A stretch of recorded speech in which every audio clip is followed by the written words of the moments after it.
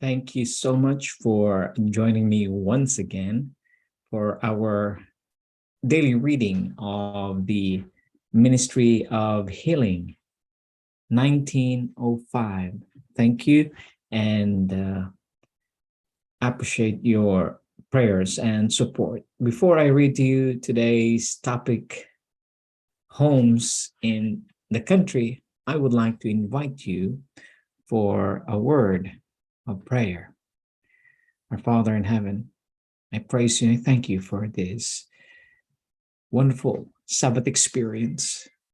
Indeed, you keep this day holy as you are the only true holy God who gave your only begotten divine Son, Jesus Christ.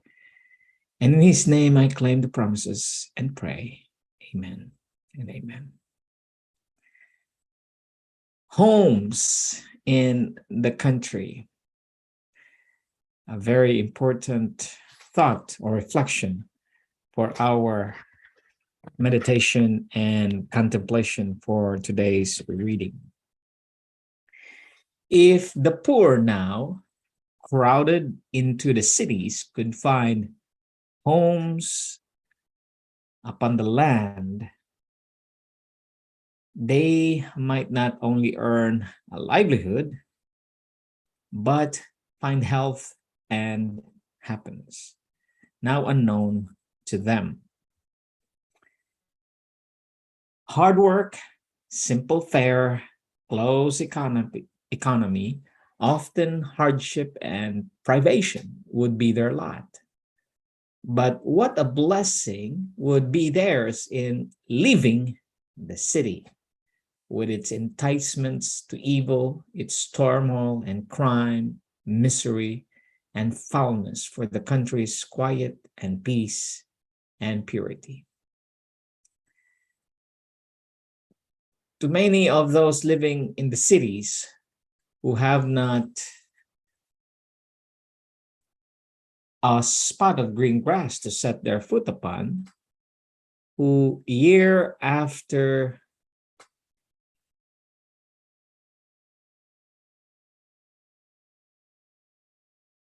year have looked out upon filthy courts and narrow alleys, brick walls and pavements and skies clouded with dust and smoke. If this could be taken to some farming district surrounded with the green fields, the woods and hills and brooks, the clear skies, and the fresh, pure air of the country, it would seem almost like heaven. Cut off to a great degree from contact with and dependence upon men, and separated from the world's corrupting maxims and customs and excitements, they would come nearer to the heart of nature.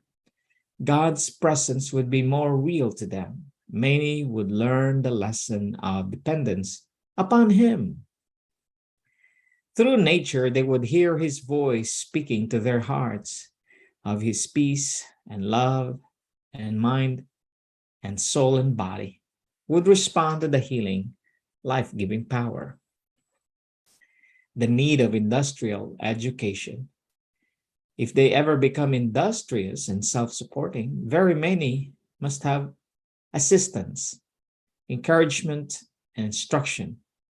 There are multitudes of poor families for whom no better missionary work could be done than to assist them in setting on the land and in learning how to make it yield them a livelihood. The need for such help and instruction is not confined to the cities. Even in the country, with all its possibilities for a better life, multitudes of the poor are in great need. Whole communities are devoid of education in industrial and sanitary lines.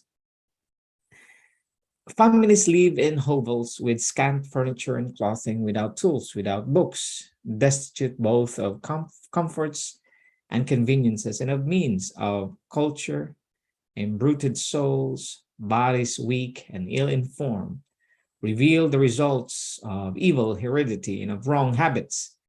These people must be educated from the very foundation. They have led shiftless, idle, corrupt lives, and they need to be trained to correct habits. How can they be awakened to the necessity of improvement? How can they be directed to a higher ideal of life? How can they be helped to rise? What can be done where poverty prevails and is to be contended with at every step? Certainly the work is difficult. The necessary reformation will never be made unless man and woman are assisted by a power outside of themselves. It is God's purpose that the rich and the poor shall be closely bound together by the ties of sympathy and helpfulness. Those who have means, talents, and capabilities are to use these gifts in blessing their fellow men. A work for Christian farmers. Christian farmers can do real missionary work in helping the poor to find homes on the land and in teaching them how to till the soil and make it productive. Teach them how to use the implements of agriculture, how to cultivate various crops, how to plant and care for orchards. Many who till the soil fail to secure adequate returns because of their neglect. Their orchards are not properly cared for. The crops are not put in at the right time, and a mere surface work is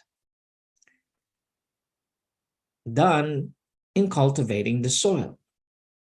Their ill success they charge to the unproductiveness of the land.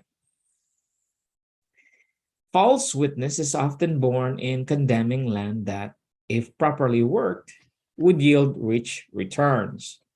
The narrow plans, the little strength put forth, the little study as to the best methods, called loudly for reform. Let proper methods be taught to all who are willing to learn. If any do not wish you to speak to them of advanced ideas, let the lessons be given silently. Keep up the culture of your own land. Drop a word to your neighbors when you can, and let the harvest be eloquent in favor of right methods.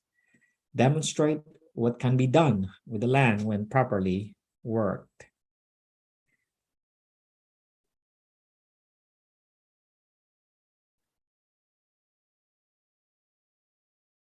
Establishment of industries.